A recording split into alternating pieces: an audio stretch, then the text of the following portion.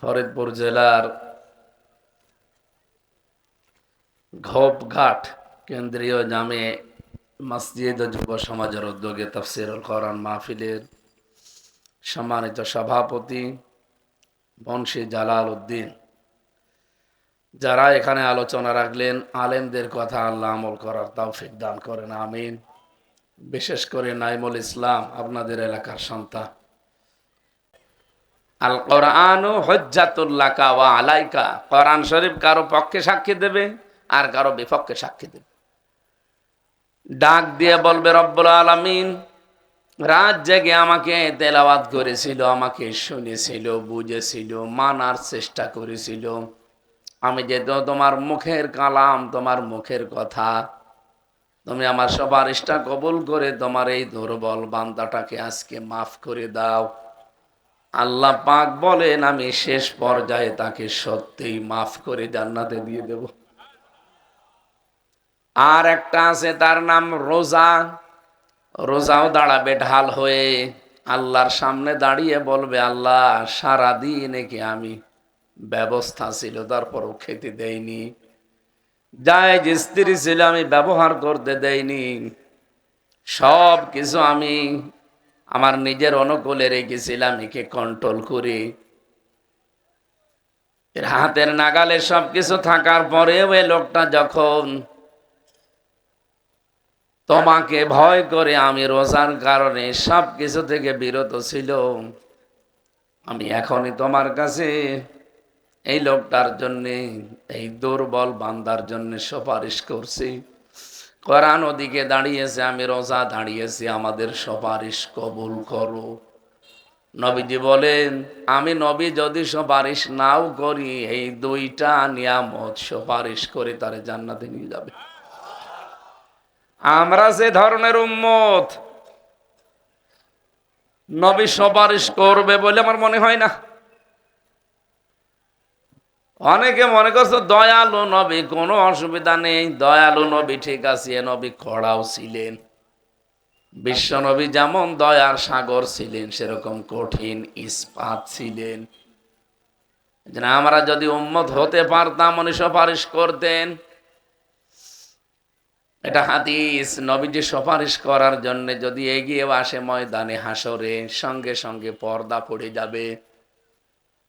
ফেরেশতারা পর্দাটা ফেলে দিয়েই নবীজি বলবেন এগুলো আমার উম্মত, আল্লাহ ছেড়ে দাও। রব্বুল আলামিন বলেন নবী আপনি জানেন না এগুলো আপনার উম্মত নামে, আপনি বিদায় নেওয়ার পরে এরা আমার কোরআনকে আস্থা করে নিক্ষেপ করেছিল।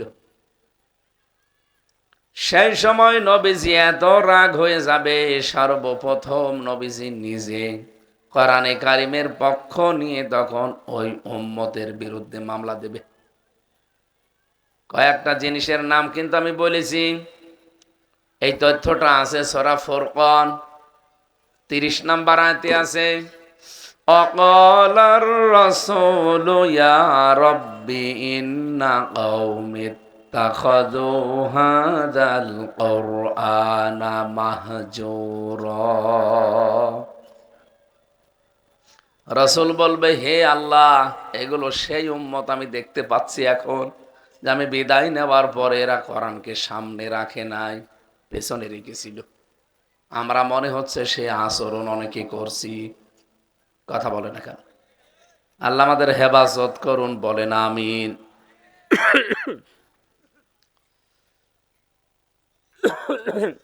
স্থির থাকবেন। আমরা একটা গুরুত্বপূর্ণ আয়াত পড়েছি, অনেকের মনে হতে পারে এই আয়াত তো আমিও জানি, আপনি জানেন, আমিও জানি, কিন্তু এর ভেতরে দুনিয়া আখেরাত সব আছে।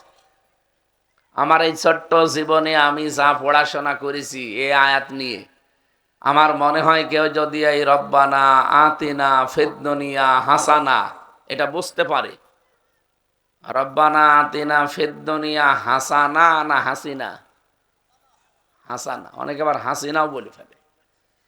আমি জেলে একজনকে পেয়েছিলাম, দেখে দোয়া করছে, আল্লাহ তুমি আমাকে মেরে ফেলো, আমার হায়াত আমি দিয়ে দিলাম, আমার নেত্রী হাসিনাকে তুমি আরো বেশি দিন বাঁচিয়ে রাখো। আমি বললাম যে ভাই আপনি কোথায় আছেন?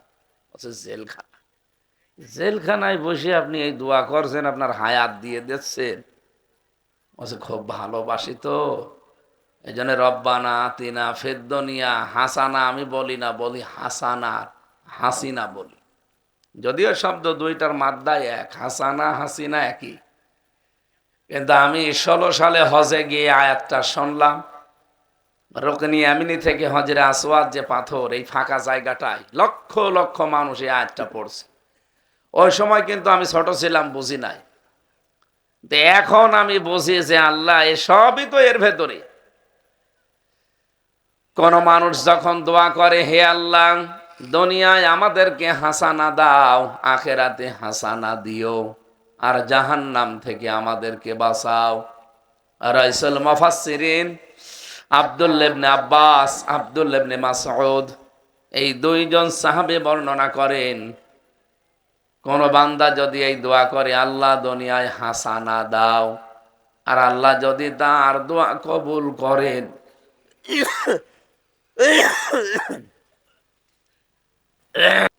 কোন মানুষের এই মোনাজাতটা যদি কবুল হয়, সে যদি দেখে যে দুনিয়ায় সে 10টা জিনিস পেয়েছে, তাহলে সে যেন বিশ্বাস করে তার এই মোনাজাত আল্লাহ কবুল করে নিয়েছে।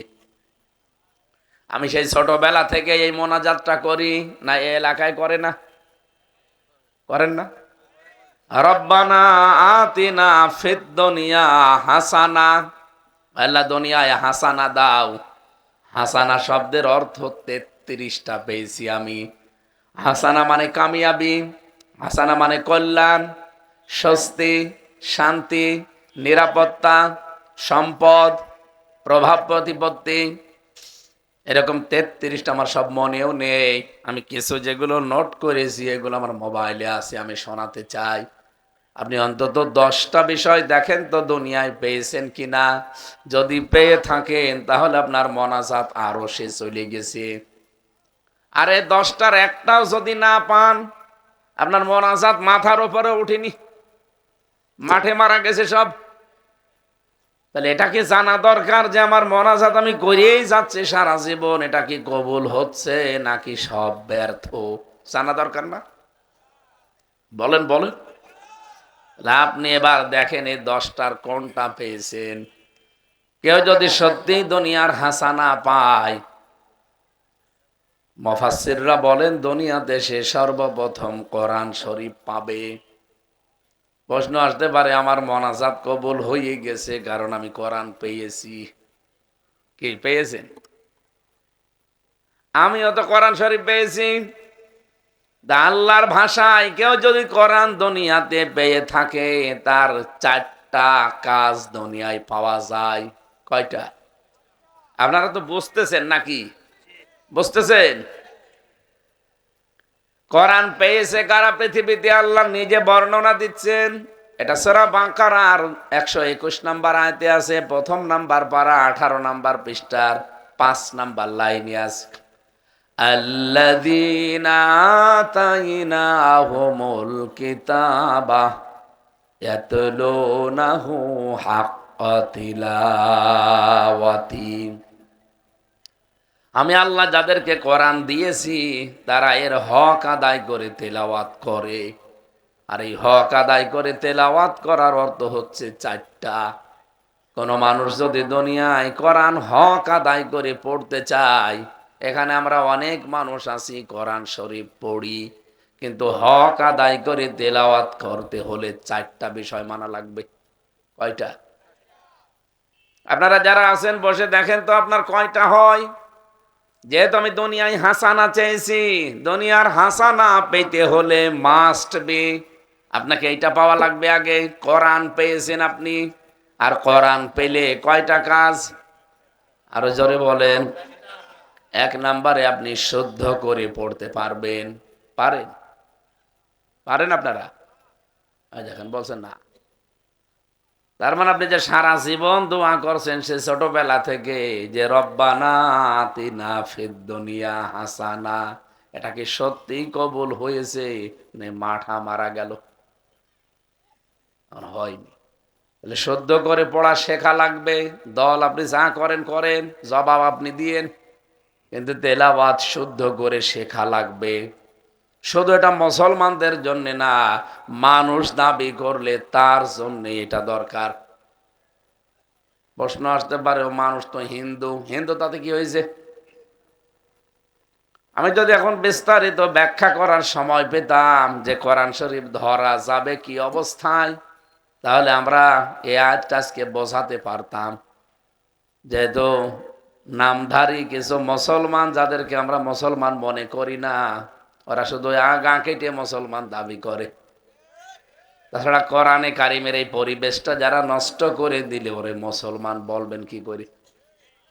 বুঝে যার কথা শুনলাম সে নাকি বলেছে যে উনি নমিনি এক দলের, উনি আসলে আমার ভোট নষ্ট হতে পারে। কসম আমি কোরআন মাথায় দিয়ে বলছি, সে জীবনে পাশ করলে আমি আপনাকে এসে পায়ে ধরে ক্ষমা চেয়ে যাব। 100 ভাগ গ্যারান্টি দিলাম সে জীবনেও পাশ করবে না। সে হামজার গায়ে হাত দেয়নি, সে হাত দিয়েছি কোরআনের গায়ে, ও জীবনেও পাশ করবে না। ওর এই আচরণ করার কারণে আরো ওর 50টা ভোট নষ্ট হয়ে গেল। কারণ এমন এমন মানুষ আছে মনের ভেতরে হয়তো নামাজ পড়ে না, কিন্তু এর প্রতি তার ভালোবাসা আছে। আপনি এই কোরআন শরীফকে কিছু বইলে দেখেন, সে নামাজ পড়ে না, তাতে কি আপনার 14 বংশ উদ্ধার করে ছাড়বে? এই কথা বলছেন না কেন?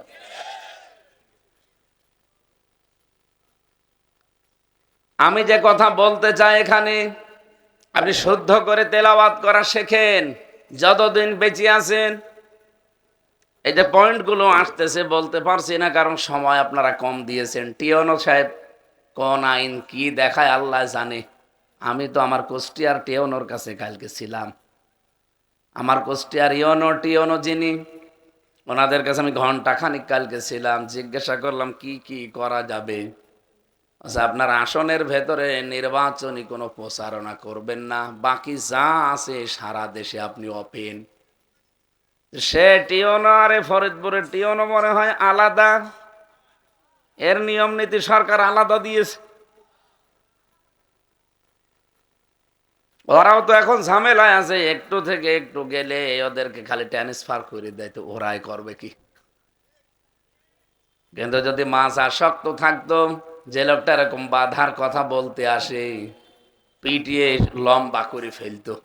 অন্তত আমার কুষ্টিয়াতে, চুয়াডাঙ্গাতে, মেহেরপুরে যারা আছে এদের মতো টিওনো যদি হতো। এদের নিজেরই দুর্বলতা, এ করবে কি? মনে করছে কিছুতে কিছু হয়ে গেলে আবার দরকার নেই, ভিক্ষা দরকার নেই, কুত্তা টাকা।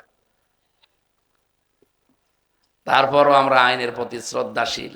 এই 15.5 মাসে আমরা ইসলামপন্থীরা বাংলাদেশে যা দেখিয়েছি, আল্লাহর কসম, শুধু বাংলাদেশ না, বিশ্বের মানুষের মন আমরা জয় করে ফেলেছি। হিন্দুরা পর্যন্ত এখন বলছে যে আমাদেরকে ইসলামপন্থী যারা, কেউ আমাদের আঘাত করে না, আঘাত করলে করে যারা দুনিয়াদার। এরা দুনিয়াদার বলতে কাদের নাম বুঝিয়েছে আপনি টের পাচ্ছেন না? সুতরাং আপনি যতই সাধু সাজেন, প্রমাণ হয়ে গেছে 15.5 মাস। কোরআন শরীফ এটা সবার জন্য, হিন্দুরাও পড়বে। আমি সেদিন হিন্দু এক অধ্যাপককে বলেছিলাম, স্যার আপনার মুসলমান হওয়া লাগবে না, কিন্তু কোরআন শরীফ পড়বেন। আপনি যদি আরবি পড়তে না পারেন, দরকার হয় বাংলায় পড়বেন, কিন্তু পুরাটা আপনি একবার শেষ করবেন। উনি বিসিএস ক্যাডার, 3 মাস সময় দিয়েছিলাম ওনারে। 3 মাস পরে একবার কল দিলাম যে স্যার পড়িছেন? আমারে বলছে, মাওলানা আমি মুসলমান হয়ে গেছি। মুসলমান হয়ে গেলেন মানে? আপনাকে তো আমি মুসলমান হতে বলিনি, বলেছিলাম শুধু পড়বেন।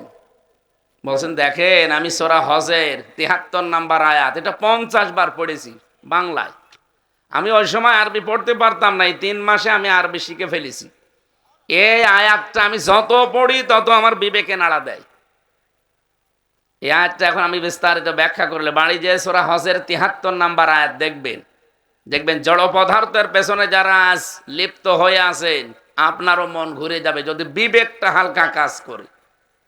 অথবা একজন কঠোর মানুষ, ওনার বই লেখা পড়েছি আমি মুসলমানদের বিরুদ্ধে, কোরআনের বিরুদ্ধে। সেই লোকটা খালি কোরআন শরীফ বাংলা পুরাটা একবার পড়ে চেঞ্জ হয়ে গেছে। বলছে আমি তো চলে এসেছি, আমার বউকে, আমার 2টা ছেলে মেয়ে আছে, তাদেরকেও লাইনে নিয়ে আসার চেষ্টায় আছে। আমার বাড়িতে একজন হিন্দু আসে, কুষ্টিয়ার বড় বাজারের, খুব ধনী মানুষ। মাঝে মাঝে আসে, আমি একটু ঠাট্টার ছলে বলি যে দাদা প্রতিদিন এরকম আসে, মুসলমান হতে পারেন না? আমার বলছে যে হুজুর মুসলমান হব, আমার মা মরে গেলে হব। আমার মা বেঁচে থাকলে উনি রাগ করবে, মন খারাপ করবে, এই জন্য উনি মরে গেলে আমি হব। সেদিন ইয়ার্কির ছলে বলছে দাদা গরুর গোশত খান? বলছে খাই। এই যে মুসলমানই দিয়েছেন? বলছে হ্যাঁ দিয়েছি। মুসলমানই ওর দেয়া আছে, ও গরুর গোশত খায়, খালি কালেমাটা পড়তে পারছে না ওর মায়ের ভয়ে। ওর মা মরে গেলেই ও মুসলমান হয়ে যাবে। এই লোকটা মুসলমান হয়ে কোরআন পড়ে বুঝে ওর দ্বারা যে ইসলামের উপকার হবে, এ নামধারী বাংলাদেশে যারা আগা কাটা মুসলমান, এদের দ্বারাও এই কোরআনের উপকার হয় না। এই কথা বলেন না কেন? আরে ভাই, আপনার জীবন, আপনার সম্পদ, আপনার প্রভাব প্রতিপত্তি, আপনার বংশের মান মর্যাদা, টাকা পয়সা, আপনার জনপ্রিয়তা, এটা যদি আপনি কোরআনের পেছনেই ব্যয় না করেন তো কি করবেন এগুলো? আপনি চোখ বুঝে গেলেই তো আপনার এই পোড়া বডি হয়ে যাবে মাটির সাথে মিশে, আর আযাব চলতে থাকবে আপনার রুহুর ওপরে কিয়ামত পর্যন্ত। যে আপনি দুনিয়ায় 200 বছর কি আর 1000 বছর কি, এটাতে 50,000 বছরও হায়াত পায়, কোনো লাভ আছে? আমি এই যে ভাইরাল সারা দেশে, সারা দুনিয়ায় বাংলা ভাষাভাষী যারা, তারা হামজা নামে একজন আছে বাংলাদেশে চেনে। যারা খেলাধুলার জগতে আছে তারা ওই হামজা ফুটবলার যেটা আছে ওইটারে চেনে। আর এই ধর্মীয় লাইনে যারা আছে, বিশ্বের যেখানে যায় আমির হামজা কুষ্টিয়া, এটা শয়তানও চিনি।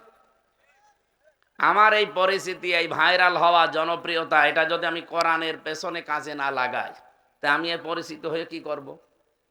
এই যে ডক্টর মাওলানা মিজানুর রহমান আজহারি, শ্রদ্ধাভাজন বড় ভাই, ওনার যে পরিচিতি, ওনার যে জনপ্রিয়তা, উনি কি সাইদি সাহেবকে ছাড়িয়ে গেছেন? না না, সাইদি সাহেবের 100 ভাগের 1 ভাগও আমরা না। তারপরও আল্লাহ ওনাকে দেশে বিদেশে যাই দিয়েছে। ওনার এই জনপ্রিয়তা যদি ইসলামের কোরআনের প্রসারে এখন যে চাহিদা, এইটা যদি কাজে না লাগে, তা আমি জনপ্রিয় হয়ে কি করব? আমি এক জায়গায় গেলাম, 5 কোটি মানুষ এক জায়গায় হলো, তা আমার তো দায়িত্ব এই 5 কোটি মানুষের মাঝে কি করে কোরআন ঢোকানো যায়। কারণ 5 কোটি মানুষ এক জায়গায় করা কি এই দেশে কারো দ্বারা এখন সম্ভব? বলেন। সেই যে জিনিস হোক, আমার বংশের একটা পরিচিতি আছে, এই বংশের প্রভাব প্রতিপত্তি, আমার দলের একটা নাম আছে, আমার দলের প্রভাব প্রতিপত্তি, আমার টাকা পয়সা আল্লাহ দিয়েছে, আমার এগুলো সব দুনিয়ায় খরচ করা দরকার এইটার জন্য। এর উপরে দুনিয়ায় কিচ্ছু নেই। পৃথিবীতে আপনাকে মানুষ যা কিছু দেয়, আল্লাহ যা কিছু দিয়েছেন, আল্লাহ বলেন এর চাইতে দামি সম্পদ আমি কিচ্ছু দেইনি। পৃথিবীর যা আছে সব হয়তো একদিন দেখতে পাচ্ছেন শেষ হয়ে যাবে, হবেই, কিন্তু এটার কোনো শেষ আছে? কিয়ামতের ময়দানেও থাকবে। কিয়ামতের দিন আল্লাহ নিজে তেলাওয়াত করে করে তার জান্নাতি মানুষদেরকে শোনাবে। এই জন্য আহ্বান জানাবো, আমি হয়তো আর কত নাই 40-50 বছর পরে আমি মরে যাব। এখন আমার 33, আর 50 বছর পরে আমি দুনিয়া থেকে চলে যাব, আপনারাও যাবেন। কিন্তু এর পেছনে আমার যতটুকু সময় ব্যয় হবে, আমার মেধা, আমার বক্তৃতা, আমার লেখনী, আমার যোগ্যতা, আল্লাহ যা দিয়েছে, আমার সম্পদ, ওইটা কিন্তু নষ্ট হবে না। যা এর পেছনে করব, কিয়ামতের দিন আল্লাহ ঠিক ওইটা আমারে দিয়ে দেবে। আমি কি এটা বানিয়ে বললাম? হাদিসে কুদসি এইটা, যে 3 জায়গায় সম্পদ খরচ করলে আল্লাহ কিয়ামতের দিন জবাব নেবে না। তার 1 নম্বরে কোরআন প্রচারে। আজকের এই মাহফিল কোরআন প্রচারের জন্য, প্রসারের জন্য না, অন্য উদ্দেশ্য আছে আপনাদের? কোনো উদ্দেশ্য নেই। কোরআনের এই প্রসার হবে, মানুষ জানবে, ওনাদের নেকি হবে, মাপ দাদা যা কবরে আছে তারা সওয়াব পাবে, এই উদ্দেশ্য ছিল। এই জন্য যাদের টাকা খরচ হয়েছে এই টাকার হিসাব কিয়ামতে দেয়া লাগবে না। তাছাড়া অন্য কোন জায়গায় যদি কেউ টাকা খরচ করে মাস্ট বি আল্লাহর কাছে বলা লাগবে আপনাকে যে এই কারণে খরচ করেছিলাম। তাহলে দুনিয়ার হাসানা আমি পেয়েছে কিনা এর বাস্তব প্রমাণ কি? যে আমি কোরআন পেয়েছি। কোরআন পাওয়া মানে আমি কোরআন শুদ্ধ করে পড়তে পারি, ঠিক আছে? এটা পারেন না আপনারা। 100 ভাগের এই দেশে 95 জন মানুষ কোরআন শুদ্ধ করে পড়তে পারে না। তার মানে দুনিয়ার হাসানা আমরা। দ্বিতীয় নম্বরে শুধু পড়তে পারলেই হবে না শুদ্ধ করে, এটা বুঝতে হবে। এটা বোঝার মতো মানুষ বাংলাদেশে কম না বেশি? একেবারেই কম। শুধু বুঝলেও হবে না, 3 নম্বরে এটা নিজে যতটুকু বোঝেন অতটুকু মানতে হবে। ফরিদপুরবাসী সত্যি করে বলবেন, যতটুকু আপনি বোঝেন ততটুকু মানতে পারেন? আমি এই কোরআন শরীফের প্রত্যেকটা আয়াতের অর্থ আমি জানি। আমি তাফসির নিয়েই অনার্স মাস্টার্স করা আমার। প্রতিটি শব্দের অর্থ আমি পড়েছি। হ্যাঁ, প্রতিটি শব্দের অর্থ হয়তো আমার মনে নেই, কিন্তু প্রত্যেকটা আয়াত আপনি দেবেন আমার সামনে, আমি আমার মাতৃভাষায় অর্থ করে দেব।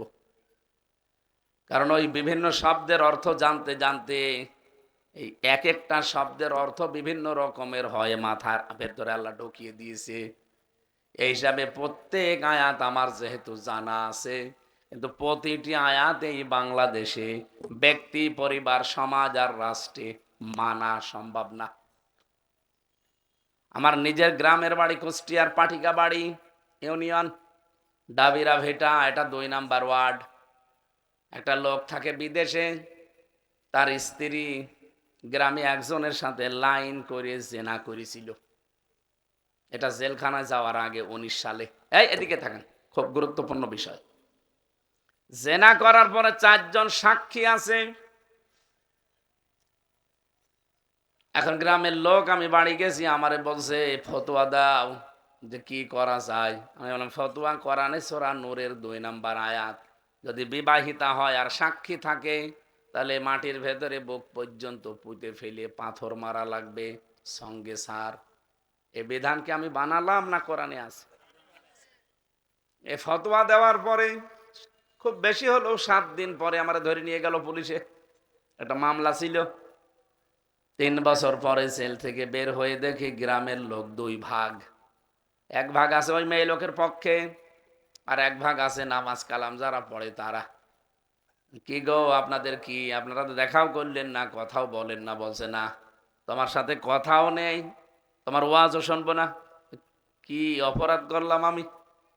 আমারে বলছে খালি ফতোয়া দিতে পারো, কার্যকর করতে পারো না। বলছে কার্যকর করবো, এদেশে কোরআনের আইন চালু আছে।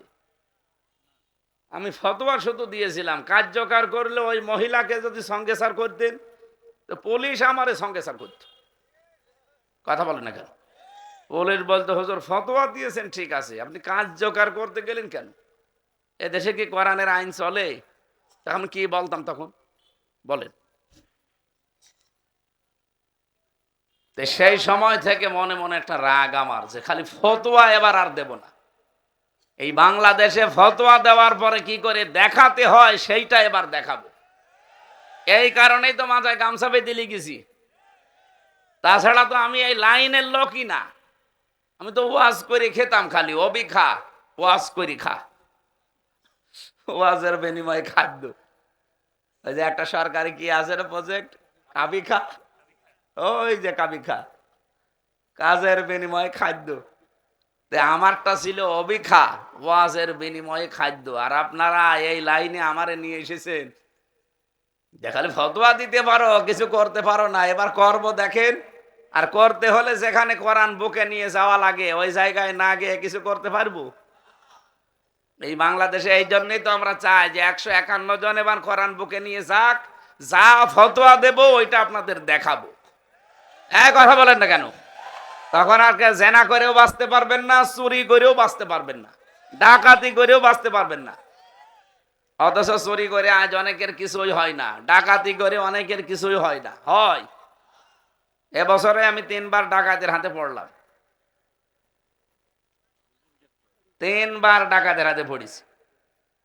তো ডাকাত, এই শেষের ডাকাতটা ভালো ছিল, ও গাছ ফেলে রেখেছিল রাস্তায়। ওই যশোর থেকে আসছিলাম, ওই বিশ্ববিদ্যালয় আছে না কুষ্টিয়া, ওটা পার হয়ে ওই মাঠের ভেতরে ড্রাইভার আমারে বলছে, হুজুর ওঠেন।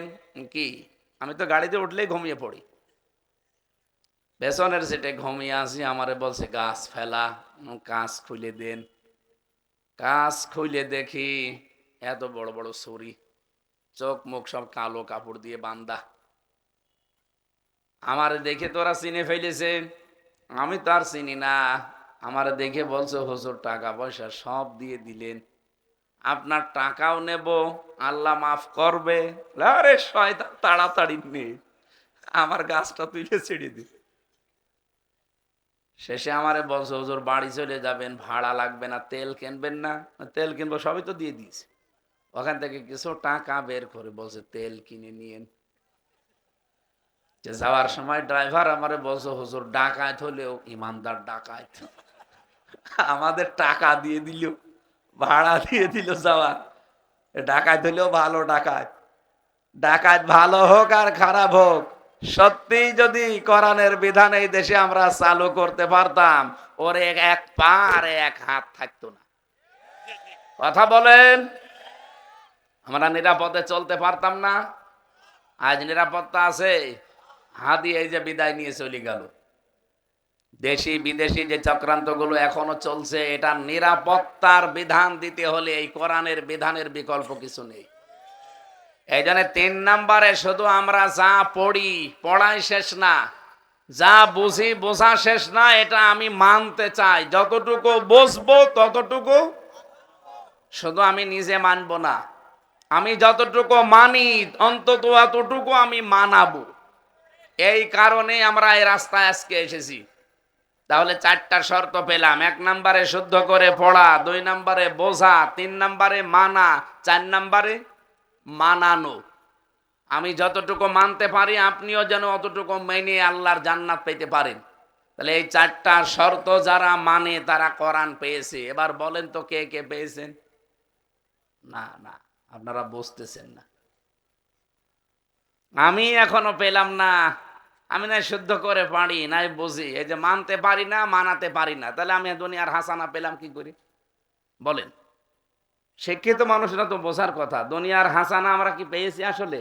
না, পাইনি। তাহলে আমাদের এই মোনাজাত করে কিন্তু কবুল হচ্ছে না ভাই। 2 নম্বরে দুনিয়ার হাসানা যদি কেউ পায়, নবীজি বলেন সে কোরআনের হেদায়েত পাবে। কোরআনের হেদায়েত কি আপনি জানেন? দুনিয়াতে যদি সত্যি কোরআনের হেদায়েত কেউ পায়, তার জীবন চেঞ্জ হয়ে যাবে। কেয়ার্স স্টিফেন, এটা পপ সঙ্গীত শিল্পী, নাম করা, আমেরিকায় বাড়ি। তার জীবনী বের হয়, দেখবেন মাঝে মাঝে শিক্ষার জন্য ইংরেজিতে। আমি পড়াটা পড়ি, দেখলাম এই লোকটা খ্রিস্টান। যে মাইকেল জ্যাকসন যেমন নাম করা, এরকম একজন নাম করা শিল্পী, জীবনে কোটি কোটি টাকা কামাই করেছে। এই লোকটা একবার যাচ্ছিল উলঙ্গ অর্ধ উলঙ্গ মেয়ে লোক নিয়ে কনসার্টে। হঠাৎ করে কানের ভেতর একটা গানের আওয়াজ। কি গো, পৃথিবীতে বহু শিল্পীর গান তো আমি শুনেছি, আমার কাছে আছে, কিন্তু এ আবার কোন শিল্পী? বান্ধবীদেরকে বলছে তোমরা যাও, আমি আসতেছি। লিফট বয়ে নিচে নেমে এসে দেখে এক দোকান থেকে এটা আওয়াজ ভেসে আসে। ও তো মনে করে গান, কিন্তু এটা তেলাওয়াত। দোকানদারকে জিজ্ঞাসা করছে গানের রচয়িতাকে, এর সুরকারকে? দোকানদার বলছে কে বলেছে আপনাকে গান? এটা কোরআন তেলাওয়াত হচ্ছে। এর সরাসরি লিখেছে, এর রচয়িতা আমার আল্লাহ নিজে, আর এর সুরকার হচ্ছে বিশ্বকারী আব্দুল বাসেত। উনি বলছে এই গান আমি শিখতে চাই। দোকানদার বলছে গান শিখতে হলে আপনাকে মুসলমান হওয়া লাগবে। তাই হব। কোথায় পাওয়া যাবে এই এই সুরকারকে? বলছে মিশরে বাড়ি ওনার। চলে গেলেন মিশরে, ওনার হাতে হাত দিয়ে মুসলমান হয়ে নাম রাখলেন ইউসুফ ইসলাম। কোরআন শরীফ শিখলেন 3 বছর ধরে। আমাদের মতো আনাকুম জানাকুম শেখে নাই, শেখার মতো যেহেতু সে শিক্ষিত মানুষ, সে বিশ্ববিদ্যালয় থেকে অলরেডি অনার্স মাস্টার্স করা, তার শিখতে বেশি সময়ও লাগেনি। 3 বছর কোরআন শিখে আপনি ইন্টারনেটে এখন সার্চ দেন কেয়ার্স স্ট্রেভেন লিখে, এখন বিশ্বের বড় বড় আন্তর্জাতিক সেমিনারে সে তেলাওয়াত করে। কণ্ঠটো একটাই আছে, আগে বলতো গান, এখন করে তেলাওয়াত। আমি রাতের বেলায় যে এখন যাওয়ার সময় মাঝে মাঝে কানের কাছে দিয়ে রাখি, আমার মাঝে মাঝে মনে হয় আল্লাহ, মানুষের গলা যদি এত সুন্দর হয় তে দাউদ নবীর গলা কেমন ছিল। আর দাউদ নবীর কণ্ঠের চাইতে আমাদের নবীর কণ্ঠ তো আরো সুন্দর। তার কণ্ঠ কেমন ছিল এইটা দেখেই তো অনুভব করা যায়। তামাম পৃথিবীতে যত সুর আছে 100 ভাগের 99 ভাগ সুর আল্লাহ তার নিজের কাছে রেখে দিয়েছেন, শুধু 1 ভাগ দিয়েছেন তামাম পৃথিবীর সব সৃষ্টির ভেতরে। 1 ভাগকে 100 ভাগ করে 99 ভাগ দিয়েছেন আল্লাহ পাক মোহাম্মদ রসুল্লাহর কণ্ঠে, আর 1 ভাগ দিয়েছে তামাম দুনিয়ার ভেতরে। তামাম দুনিয়াতে যা দিয়েছেন দাউদ নবী সেখান থেকে কিছু পেয়েছিলেন, এই কেয়ার্স স্টেভেনও পেয়েছেন, কারি আব্দুল বাসেতও পেয়েছে। বলেন তো এদের কণ্ঠ যদি এত সুন্দর হতে পারে, কিয়ামতে যে আল্লাহ নিজে তেলাওয়াত করে শোনাবে কত সুন্দর হতে পারে। এজন্য কোরআন এটা বেশি খামসিন আলফা সানা মিম্মা তাউদ্দুন, কিয়ামতের ময়দানে এক একটা আয়াত আল্লাহর কণ্ঠে তেলাওয়াত শুনতে সময় লাগবে দুনিয়ার হিসাবে 50,000 বছর। আল্লাহ আমাদেরকে যেন একটু শ্রোতা হিসাবে ওই জায়গায় একটু স্থান দেন। আরো জোরে বলেন। কোরআন শরীফ শিখে এখন রাতের বেলা তার জীবনের শেষে এটা লেখা আছে, গভীর রজনীতে লম্বা লম্বা সেজদা দেয়, আধা ঘন্টা 1 ঘন্টা 2 ঘন্টা পড়ে থাকে সেজদায়, চোখের পানি ফেলে দিয়ে বলে রব্বুল আলামিন জীবনে বহু কিছু কামাই করেছি, সব আমি তোমার কোরআনের জন্য ব্যয় করব, দোহাই লাগে কিয়ামতে আমার জীবনের হিসাব নিও না। কোরআনের হেদায়েত এইটার নাম, আপনার জীবন চেঞ্জ হয়ে যাবে। দেখেন অর্ধ উলঙ্গ 2টা মেয়ে লোক নিয়ে কনসার্টে যাচ্ছে, মদ যা খায়, বিশ্বের দামি দামি ব্র্যান্ডের মদ খায় সে, তার একটা দিনের মদের খরচ দিয়ে ফরিদপুর জেলা চলতে পারে, এত টাকা খরচ তার। আমি পড়ছিলাম তার জীবনীটার, আশ্চর্য হচ্ছে, আল্লাহ এ তো দুনিয়ায় জান্নাতে ছিল, কোরআনে কারিমের তেলাওয়াত তাকে এমন হেদায়েত দিয়েছে। এখন দেখবেন একটা মানে ময়লা যুক্ত ছিড়া না, ময়লাও না, কিন্তু কাপড়ের রঙই ওই রকম একটা জব্বা গায়ে দিয়ে বিভিন্ন স্টেজে, আমার এখনো তেলাওয়াত হচ্ছিল আসার সময়। কেয়ার্স স্টেভেন নাম লিখে আজকে শুনবেন যে তেলাওয়াতের কণ্ঠ কি তার, আল্লাহর দেওয়া কণ্ঠে। আগে বলতো গান, এখন করে আল্লাহর কোরআন তেলাওয়াত।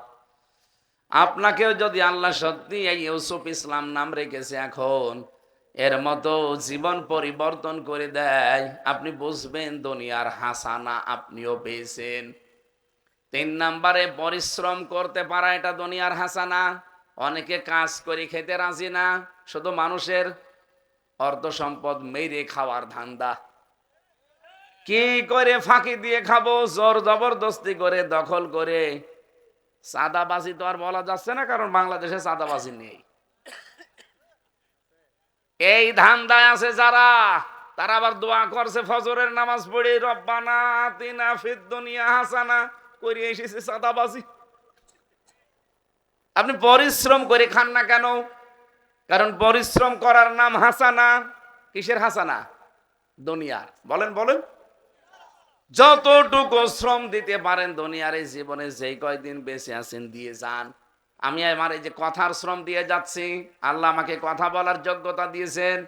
আপনার যদি শরীরের শ্রম দেওয়ার যোগ্যতা থাকে, পৃথিবীর জন্য দিয়ে যান।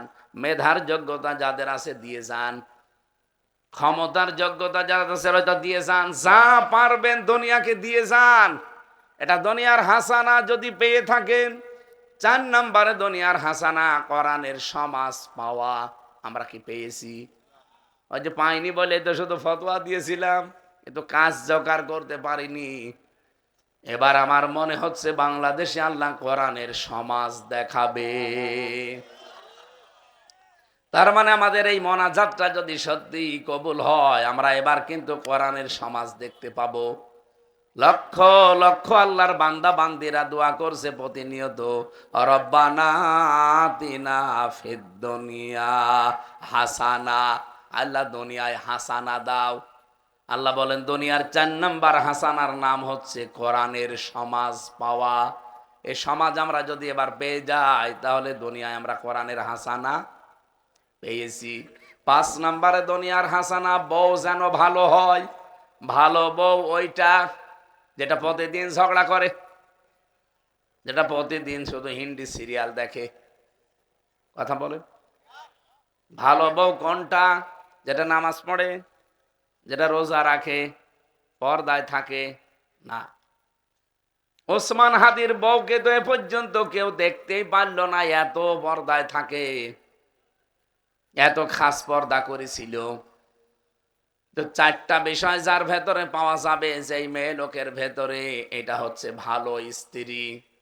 আর দুনিয়া কুল্লুহা মাতাউন ওয়া খায়রু মাতাইদ দুনিয়া ইমরাতুস সালিহা। নবীজি বলেন পৃথিবীর সব কিছুই সম্পদ, এর ভেতরে উত্তম সম্পদ হচ্ছে আল্লাহওয়ালা ভালো মেয়ে মানুষ। ভালো মেয়ে মানুষ কোনটা? ইদা নাজারা ইলাইহা সাররাতুহু, মেয়েরা যদি এসে থাকেন, এসেছে। সম্মানিত মা বোনেরা, আপনাদেরকে বলছি, ভালো হওয়ার জন্য শুধু নামাজ পড়া, রোজা রাখার, বোরকা পরায় না, এই 4টা মানা লাগবে। তিরমিজি শরীফের হাদিস। যখন আপনার স্বামী আপনার দিকে তাকাবে বাইরে থেকে এসে, আপনি স্বামীকে সন্তুষ্ট করবেন হয় অঙ্গভঙ্গি দিয়ে, ব্যবহার আচার দিয়ে, কথাবার্তা দিয়ে, রূপ সৌন্দর্য সাজগোজ দিয়ে, যেভাবেই হোক করা লাগবে। এটা ভালো স্ত্রীর প্রথম গুণ। এই গুণটা আজ বাংলাদেশে বহু বর ভেতরে নেই। এই জন্য হাজারো পুরুষ মানুষ আজ পরকীয়া প্রেম করে। ওইগুলো মনে হয় করে, ঠিক বলে লাফাচ্ছে। যেবারে কোনদিন সাজগোজ করার জিনিস কিনে দিয়েছেন, একটা সোনো কিনে দেন না। না, ঠিক বলে চিল্লাচ্ছে এমনি না, ও মনে হয় এই ঝামেলায় আছে। আর ওর বউ মনে হয় ওরে খুশি করে না, সাজে না। কি করবে, শেষে বাধ্য হয়ে অন্য জায়গায় লাইন করছে। করেন আপনি। 2 নম্বরে ওয়াইদা গবান হা হাফিজাতুহু, নবীজি বলেন যখন স্বামী বাইরে চলে যাবে, তখন সে স্বামীর সম্পদ, স্বামীর সন্তান আর নিজের ইজ্জতকে হেফাজত করে রাখবে। তো বহু মহিলা দেখি স্বামী বাইরে গেলে সে দিন পায়, মোবাইলে উল্টাপাল্টা কথা বিভিন্ন জায়গায় বলে, এমন বউ নেই। ও নামাজ পড়তে পারে, রোজা রাখতে পারে, পর্দা করতে পারে, ও ভালো স্ত্রী না, ওইটা দুনিয়ার হাসানা না। 3 নম্বরে ওয়াতুইনু আলা দীনি যাওজাতিহা, সেই মহিলা তার স্বামীকে দ্বীনের রাস্তায় চলার জন্য সাহায্য করবে। এরকম মহিলা তখন ঘরে ঘরে। আপনার স্বামী যদি দ্বীনের কাজ বাইরে করে, একামতে দ্বীনের কাজ করে, দ্বীন প্রচারের কাজ করে, আপনাকে সময় দিতে পারে না, সংসারে অনেক কিছু ঝামেলা আছে, কষ্ট হয়, আমিও জানি। তো নবীর কথা হচ্ছে, আপনি যদি ধৈর্য ধরতে পারেন, আপনি ভালো স্ত্রী। খাদিজাতুল কুবরাকে আল্লাহ যে জান্নাতে সালাম পাঠিয়ে জান্নাত পাঠিয়েছিলেন, একেবারে সরাসরি বলেছিলেন এটা খাদিজার ঘর, সালাম দিয়েছেন এমনি না। তিনি খালি 2টা কাজ করেছিলেন, স্বামীকে দিনের পথে চলতে সব দিয়ে দিয়েছিলেন। শোনেননি এটা? তার যা ছিল সব দিয়ে দিয়েছিলেন। এমনকি গভীর রজনী পর্যন্ত নবীজি যখন আসতেন রাতের বেলা দাওয়াতি কাজ করে, উনি ঘুম লাগলে বিছানায় না ঘুমিয়ে দরজার সাথে হেলান দিয়ে ঘুমাতেন। অথচ খাদিজা আপনার মতো ফকিরের মেয়ে না, উনি ওই জামানায় 13 জন ধনী ছিল, তার ভেতরে 7 নাম্বার ধনী ছিল খাদিজা। এত বড় বিশাল ধন সম্পদের মালিক, অথচ জীবনে নামাজ পড়তে পারলেন না, রোজা রাখলেন না, হজ করেননি, যাকাতও দেননি, ফরজ পর্দা করেননি। কারণ এগুলো নাজিল হয়েছিল সব তার ইন্তেকালের পরে। এই বিধানগুলো এসেছে তার ইন্তেকালের পরে। এই জন্য এগুলো মানতে পারেননি। উনি শুধুমাত্র স্বামীর জন্য সব উজাড় করে দিয়েছিলেন, আর তার ঈমান ছিল মজবুত। আমার আল্লাহ এত খুশি হয়েছেন, এই দুনিয়ায় দুইজন মহিলাকে সালাম দিয়েছেন, তার ভেতরে খাদিজা একজন আর একজন আসিয়া। 2 নম্বরে জান্নাতের ঘর আল্লাহ বানিয়ে পাঠিয়ে দিয়েছিলেন দুইজন মহিলার জন্য, একজন আসিয়া আর একজন এই খাদিজা। বলেন সুবহানাল্লাহ। আপনার স্বামী দিনের কাজ করলে আপনি পেছন দরজা দিয়ে একটু সাহায্য করবেন। ভালো স্ত্রী হওয়ার জন্য এই গুণটা লাগবে। জেলখানায় তো দেখলাম 100 জনের 60 জন এই 3 বছরে আমি দেখেছি ওরা জেল খাটে বোর কারণে। হয় বউ মেরে ফেলেছে, অথবা বর মামলা যে কোনো কারণে খেয়েছে, যৌতুকের কারণে হোক আর অন্য কোনো কারণে হোক। এখন যে জল্লাদ আছে কেন্দ্রীয়, মানে হাই সিকিউরিটি জেলে কাশেমপুরে, এই লোকটার নাম হচ্ছে ইলিয়াস, ওর বাড়ি চট্টগ্রামে। আমার ফাঁসির কন্ডেম ছেলে মাঝে মাঝে আসতো দেখা করার জন্যে। আমার বলছে, হামজা ভাই 17 বছর ছিলাম বিদেশে, আর এই 30 বছর এখন আমার জেল খাটা লাগবে। আর 22 বছর না 20 বছর বয়সে যেন বিদেশে গিয়েছিলাম। বলেন 30 আর 20 আর 17 কত হয়? 67। 67 বছর বয়সে আমি জেল থেকে বের হব। তা আমি বের হয়ে, আমার মা বাবা তো মরে গেছে, আমার একটা বোন ছিল, এই বোনটার কারণে আমার বউর সাথে গন্ডগোল। আমি বিদেশ থেকে এসে বোনকে কিছু টাকা পয়সা লেখাপড়ার জন্য দিতাম, এই বউটা সহ্য করতো না, কিছু দিলেই শুধু মন খারাপ করতো আর আমার সাথে ঝগড়া করতো। একদিন সংশোধন করার জন্য একটা থাপ্পড় দিয়েছিলাম, ও ছাতায় এক চড়ে মরে গেছে। মানে চড়টা একটু জোরে লেগেছে, মরে গেছে। আমি তো মারার উদ্দেশ্যে মারি নাই, সংশোধনের জন্যে, যাতে আমার টাকা আমি দেব আমার বোনকে, তোমার সমস্যা কি? একটা থাপ্পড় দিলাম, এই জায়গা মতো লেগে দেখি মরে গেছে। ওর মা বাবা দিল হত্যা মামলা। আমি শেষ পর্যন্ত 30 বছর জেলে, এখন আমি জল্লাদ। এক একটা ফাঁসি দিলে আমার 4 মাস জেল মাপ। আমি বললাম, কয়টা ফাঁসি দেবেন এই 30 বছরে? বলছে কমপক্ষে 50টা যদি দিতে পারি তাও তো কয়েক বছর জেল কমবে। একটায় যদি 4 মাস হয় তাহলে 3টায় 1 বছর, 50টা যদি এর ভেতরে এই যে 30 বছরে দিতে পারি, বহু বছর আমার মাফ হবে। এই জন্য আমি এই কাজটা বেছে নিয়েছি। কিন্তু আমার আফসোস লাগে যে কি করতে আমি চড় দিতে গেলাম, এক চড়ে বউটাও মরে গেল। সে বোনটা এখন বিয়ে হয়ে স্বামীর বাড়ি থাকে, মা বাবা নেই। আমার বাড়ি ঘর সব শেষ। এখন আমি এই যে 30 বছর পরে বের হয়ে আমি কি করব তাই মাঝে মাঝে ভাবি। আপনি যেহেতু এই আরবি লাইনের লোক, আপনার কাছে আমি পরামর্শ নিতে আসি। আমি ওনার থেকে আরো অনেক মানুষের জীবনী দেখেছিলাম জেলখানায়। 100 জনের বললাম না, 60 জন জেল খাটতেছে কারণে। ওখানে বসে বসে আমি একটা বই লিখেছিলাম যে পারিবারিক জীবনে যে দাম্পত্য কলহ স্বামী স্ত্রীর ভেতরে, এই যে বইটা, এটা মেটাতে হবে কি করে। এদের কাছে শুনে শুনে আর কোরআন হাদিস দিয়ে 120 পৃষ্ঠা লিখেছি। এটা আপনার বউকে আজকে পড়াবেন পুরাটা। এটা বউকে পড়াবেন, আশা করছি পরিবারে শান্তি আসবে, যদিও পড়তে পারে। আর একটা আছে, এটা শুধুমাত্র স্বামীদের জন্য। স্বামীরা কি কি করলে, কি আচরণ, কিভাবে থাকলে পরিবারে আপনার স্ত্রীর সাথে দাম্পত্য কলহ হবে না। নাই ছাতা যদি ওই ইলিয়াসের মতো কোনো কারণে যদি প্যাচে পড়ে যান না, একবারে 30 বছর। আর এই যে এটা বইটা হচ্ছে আমলের বই। কি কি কাজ করলে আপনি জাহান্নামে যাবেন, কোনটা জাহান্নাম 7টা, জান্নাত 8টা, আমরা শুনি নাই? তে কোন কাজে কোন জান্নাত পাবেন, কোন কাজে কোন জাহান্নামে যাবেন, এই বইটা আমার সে জেলে যাওয়ার আগে লিখা। আর এটা জেলখানায় বসে লিখা। এটা আমি আশা করব আপনার বর কাছে যেন থাকে, ও মহিলা যেন পড়ে একটু অন্তত ভালো হয়। আমাদের জীবন আমরা ইলিয়াসের মতো করতে চাই না। আমরাও খুব সতর্ক আছি ভাই, খুব ঝামেলা। মেয়ে লোক বাঁকা হাড়ের তৈরি, তো সোজা করতে গেলেও ছাতা দেখা যাচ্ছে ইলিয়াসের বর মতো থক্কু মরি গেল। হয় গলায় দড়ি দেবে, নাই বিষ খাবে, নাই আপনার হাতে যদি একটা কিছু না কিছু হয়ে যায়। একেবারে জীবন জাহান্নাম হয়ে যাবে। জেলখানায় 3 বছর থেকে আমি পাগল হয়ে গেছি, আর সে লোক 30 বছর। কিন্তু মামলাটাকে খুব জটিল মামলা বলেন। ও তো মেরে ফেলার উদ্দেশ্যও মারে নাই, কিন্তু ওর মা বাবা ওই শ্বশুর শাশুড়ি 2 জন মিলে হত্যা মামলা দিয়ে তার মেয়েও তো ফেরত পাইল না, মাঝখান থেকে ইলিয়াসের জীবনটা নষ্ট করে দিল। এখনো জল্লাদ।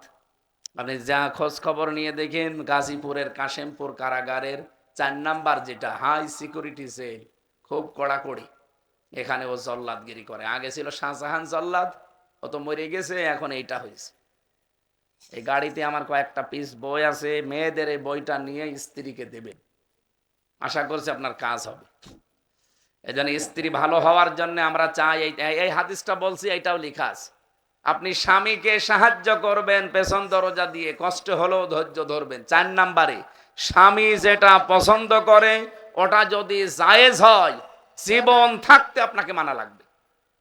আপনার স্বামী পছন্দ করে যে আপনি যেন একটু অন্তত খোলামেলা থাকেন, এমন ব্লাউজ গায়ে দেবেন হাতা কাটা, তাহলে আপনাকে ব্লাউজ গায়ে দেওয়া লাগবে হাতা কাটা। কি আমি কি ঠাট্টা করছি আপনার সাথে? এরকম বহু মহিলা, না লজ্জা লাগছে, লজ্জা লাগছে, অন্যের সামনে তো লজ্জা লাগে না। আপনার তো পৃথিবীতে এক জায়গায় যেন লজ্জা না লাগে, সেই জায়গাটার নাম স্বামী। আপনি দেবরের সামনে যেভাবে থাকেন ওইভাবে থাকতে পারেন না স্বামীর সামনে।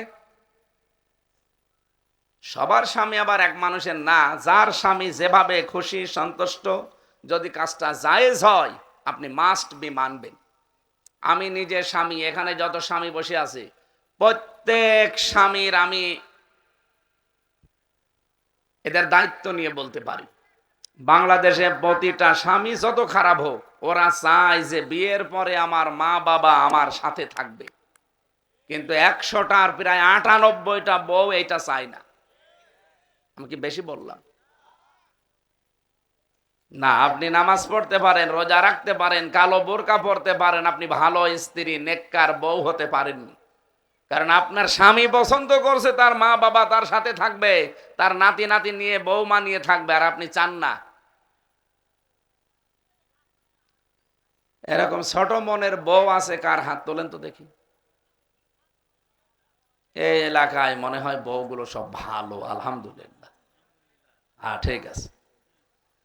এরপরে বেশি সন্তান যেন ভালো হয়। ভালো সন্তান কোনটা? দুনিয়ার হাসানা, যেটা ভালো সন্তান হওয়ার জন্য 11টা কাজ করা লাগবে দুনিয়ায়। এই যে তাফসীর করতে গেলে যে সময় লাগে, এই কারণে লাগে। আপনারা তো সময় দিয়েছেন 1 ঘন্টা, আমার তো 1 ঘন্টা হয়ে গেছি, এখন সারা রাত চালাবো না। আচরণ বিধি লঙ্ঘন হবে, আর ওরা মামলা দেবে, ওরা নালিশ দেবে।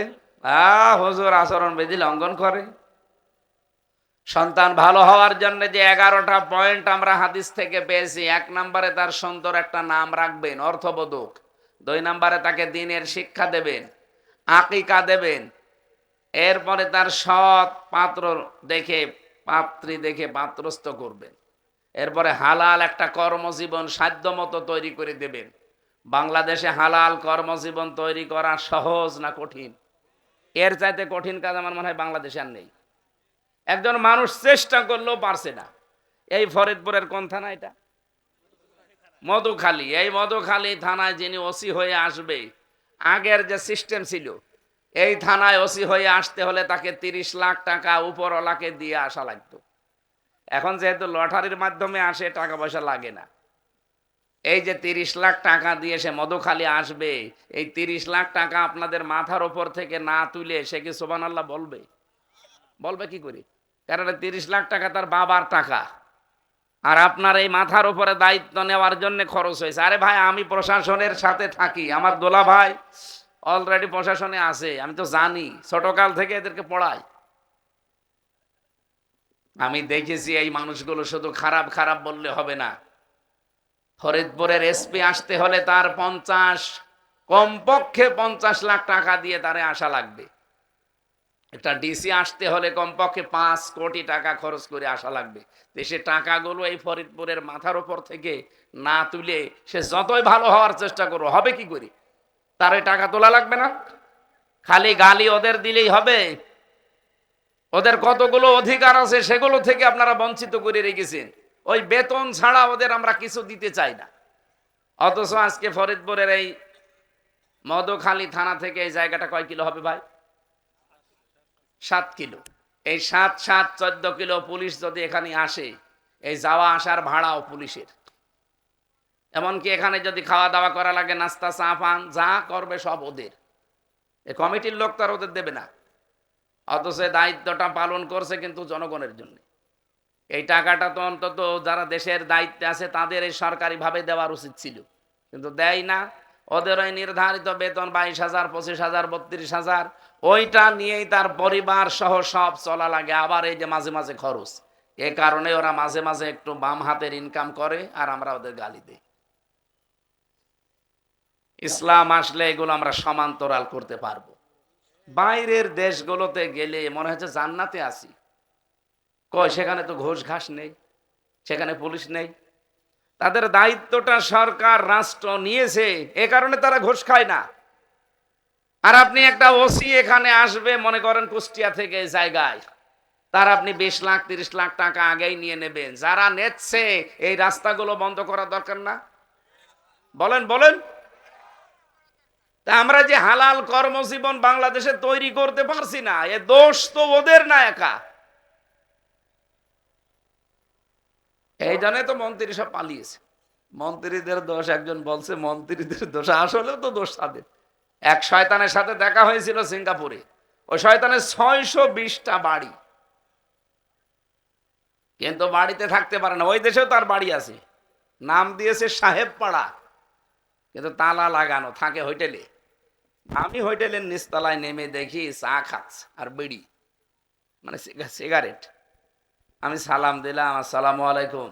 বলবে তো যে হুজুর ওয়ালাইকুম আসসালাম, বলছে না, আমার বলছে হুজুর আগেই পালিয়েছি। আপনি পালাইলেন কেন? আপনি পালাবেন কেন? আপনার তো শুনেছি যে 620টা বাড়ি। বলছে হ্যাঁ, কিন্তু আমি বাড়িতে থাকতে পারি না। এক এক জায়গায় এক এক রকমের বাড়ি আছে, চট্টগ্রামে, ঢাকায়, সিলেটে, দেশে বিদেশে সব জায়গায়।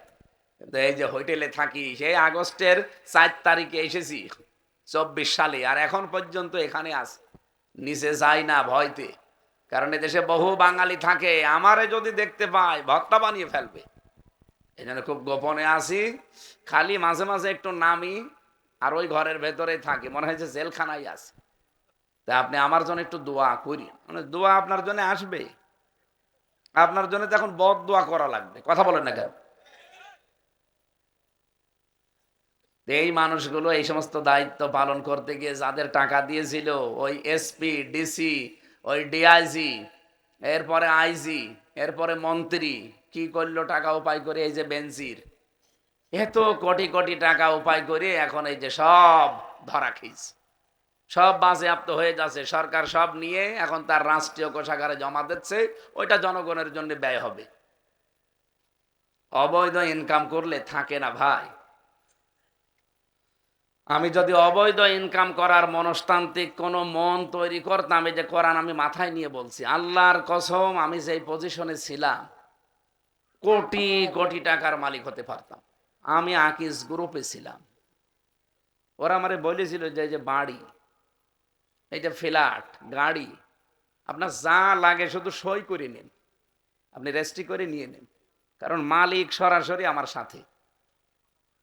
বলেন তো ওই সময় যদি সব সই করে করে খালি নিয়ে নিতাম, কত কোটি টাকার মালিক হতে পারতাম। আমি বলেছিলাম এগুলো আমার লাগবে না, আমি কোরআন প্রচার করে বেড়াই সারা দেশে। কোরআন প্রচারের জন্য আমার যে গাড়িটা ওই সময় ছিল 100 গাড়ি, এক একদিন 10 বার করে খালি নষ্ট হয়।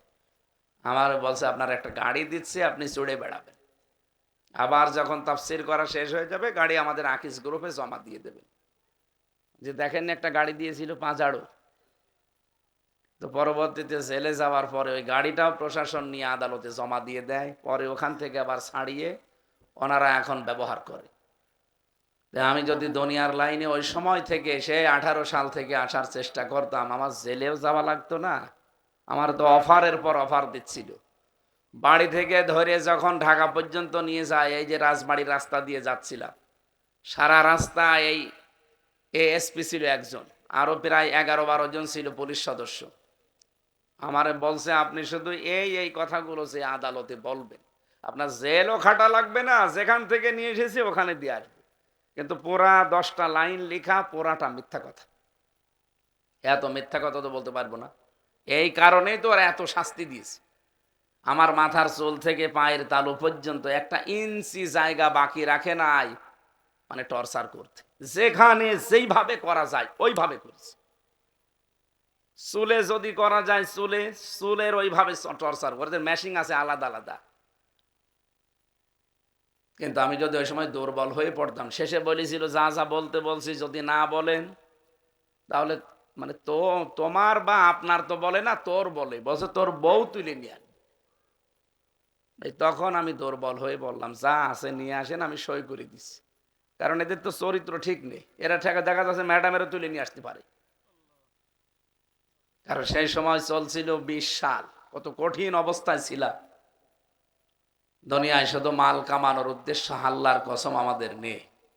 আমি যতটুকু ইমান পেয়েছি এই 3 বছর জেল খেটে, দুনিয়া আমি বুঝে ফেলেছি এটা পুরাটা ধোঁকা। আমি নাই আর 100-200 বছর বাঁচলাম, কি হবে বেশি? খাবো, পায়খানা করবো, ছেলে মেয়ে জন্মাবো, আবার ওই কবরের মাল কবরে চলে যাব। কিন্তু যা কামাই করে রেখে গেলাম, এগুলো আমার স্ত্রী, আমার সন্তানাদি, আমার নাতি নাতি যারা আসবে, এরা আরো উল্টাপাল্টা কাজে ব্যয় করবে, আর এগুলো সব ফিলাক্সি লোড হয়ে আমার কবরে যেতে থাকবে। কথা বলে না কেন? এটাকে শুধু আমার একা না, সবার জন্যে। এজন্য সন্তানটা যেন ভালো হয় সেই কাজ করে যান। অন্তত আপনি কবরে গেলে সেজন্য আপনার জন্য বলতে পারে রব্বির হামহুমা কামা রব্বায়ানি সগীরা।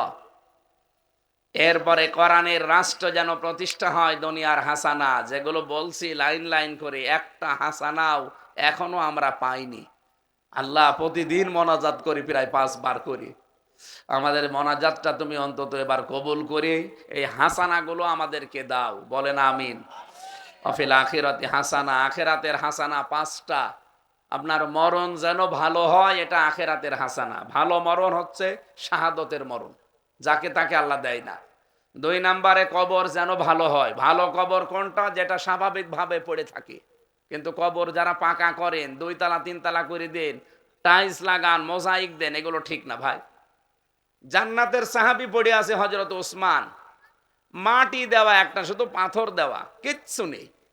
হযরতে হামজা পড়ে আছে, সাইয়্যিদুশ শুহাদা বলা হয়, মাথার কাছে দেখলাম একটা পাথর দেওয়া, কিচ্ছু নেই। আর বাংলাদেশে গরু ছাগল মরে যায়, কবর 3 তলা করে। এই কথা বলেন। বিশেষ করে পীর নামে যারা, এদের কবরগুলো পাকা হয় বেশি। কিসের পীর আপনি? আপনি জান্নাতে যাবেন গ্যারান্টি পেয়েছেন? হযরত ওসমান জান্নাতে যাবে, তিনি গ্যারান্টি পেয়েছিলেন। এই কথা বলেন না কেন? সুতরাং ভালো কবর দেবেন, এমনি ফেলে দেবেন, কোনো অসুবিধা নেই। আল্লাহ যদি তারে শান্তি দিতে চায়, তার চোখের সীমা যতদূর যাবে কবর অতদূর প্রশস্ত করে দেবে। আর আল্লাহ যদি শাস্তি দিতে চায়, উপরে ফুলের মালা দেবেন, নিচে জাহান্নামের আগুন লাগিয়ে দেবে। 3 নম্বরে হাসর যেন ভালো হয়। ভালো হাসর হবে 4 প্রকার মানুষের সাথে যদি হাসর হয়: নবীদের সাথে, সিদ্দিকদের সাথে, শহীদদের সাথে, আর সলিহীন বান্দাদের সাথে। 4 নম্বরে নবীর হাতে যেন হাউজে কাউসার পাওয়া যায়। 5 নম্বরে বিনা হিসাবে যেন জান্নাত পাওয়া যায়। এই 5টা হচ্ছে আখেরাতের হাসানা। আল্লাহ যেন আমাদের এই হাসানাটাও দান করেন। ওয়াকিনা আযাবান নার। আমরা সবাই জাহান্নামের আগুন থেকে বাঁচতে চাই। আল্লাহ বলেন জাহান্নামের আগুন থেকে বাঁচার উপায় মাত্র একটা। কয়টা? এই জমিন যার, আইন চলবে তার। এটা যদি রাজনীতি মনে হয়, আপনি কাফের। সূরা আরাফের 54 নম্বর আয়াত, আলা লাহুল খালকু ওয়াল আমরু। জমিন যার, আইন চলবে। সুতরাং বাংলাদেশে 54 বছরে আল্লাহর আইন চলেনি, এবার চলবে ইনশাআল্লাহ। কথা বলেন, কথা বলেন। আপনারা চান না জমিন যার, আইন চলবে তার? কারা চান দেখি? লিল্লাহি তাকবীর। দেখেন তো হাত তোলেনি কে?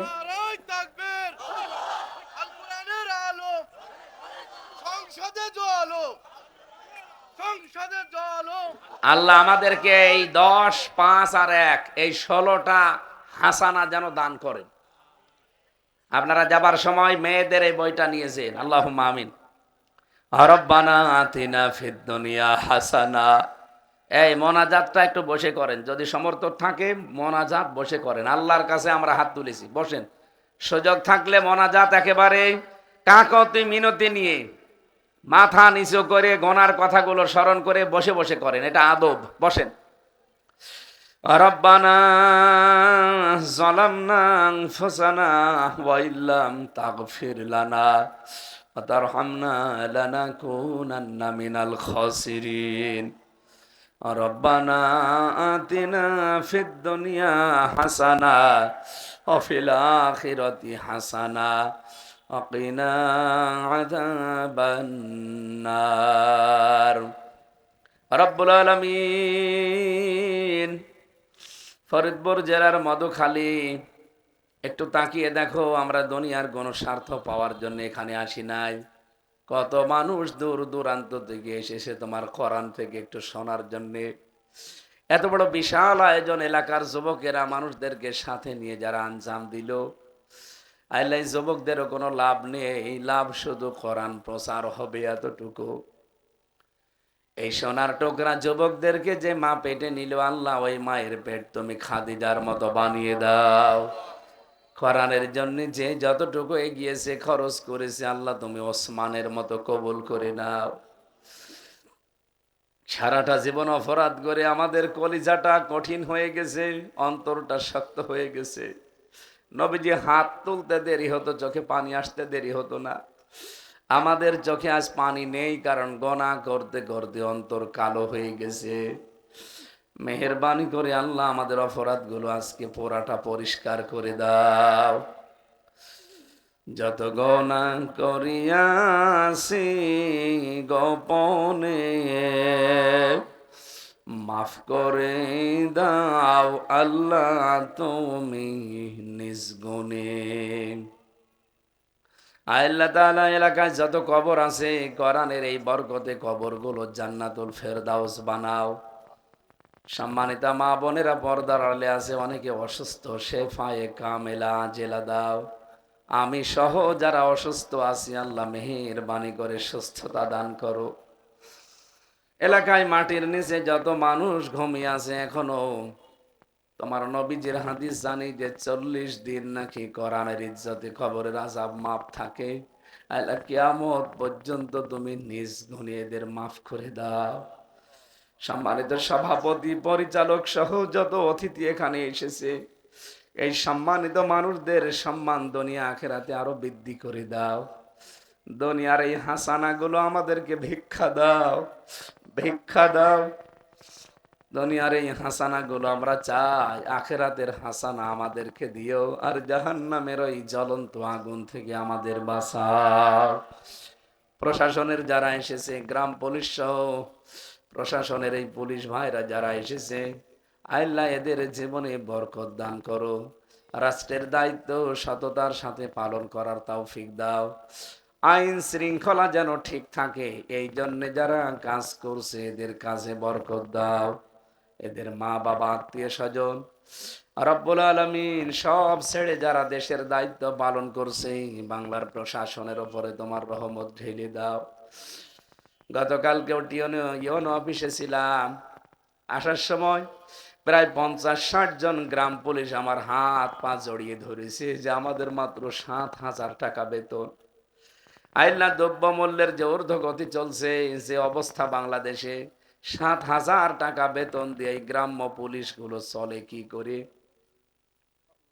আল্লাহ এদের বরকত দাও, এদের এই হালাল রুজিতে তুমি বরকত দাও।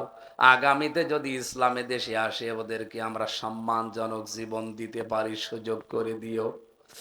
বারাকাল্লাহু লানা ওয়া লাকুম ফিল কোরআনিল আযীম। জালেমের জেলখানায় 3টা বছর আমার জীবনটা ওরা নষ্ট করে দিয়েছে। আমার এমন কোনো টর্চার নেই, শরীরের উপরে করে নাই। আল্লাহ তাআলা আমার কণ্ঠটাও নষ্ট করে দিয়েছে বিভিন্ন আজে বাজে জিনিস খাওয়িয়ে। আমার কণ্ঠ এবং শরীরটা তুমি আগের মতো আবার ফিরিয়ে দাও। কোরআনের কথাগুলো যেন সহজভাবে বলতে পারি, সেই যোগ্যতা আমারে তুমি দান করো। আগামীর বাংলাদেশ তুমি কোরআনের হাতে তুলে দাও। কত মানুষ চোখের পানি অলরেডি ফেলে দিয়েছে, মাথা নিচু করে আছে। এলে একটার গোনাও যেন বাড়ি যাওয়ার সময় না থাকে, সব তুমি পরিষ্কার করে দাও। এই জায়গাটা ফাঁকা হয়ে গেলে ওই গোনার জায়গাটা তুমি নেকি দিয়ে পরিবর্তন করে দাও। বারাকাল্লাহু লানা ওয়া লাকুম ফিল কোরআনিল আযীম। আইলা আবার মোনাজাত করছি, রব্বানা আতিনা ফিদ দুনিয়া হাসানা। আমরা দুনিয়ায় হাসানা চাই, কল্যাণ চাই, স্বস্তি চাই, শান্তি চাই, নিরাপত্তা চাই, কামিয়াবি চাই। আল্লাহ তুমি মোনাজাতটা কবুল করো। যখন এই মরণ আসবে, জীবনের শেষ কথা যেন সেজদা অবস্থায় থেকে বলতে পারি, লা ইলাহা ইল্লাল্লাহু মুহাম্মাদুর রাসূলুল্লাহ।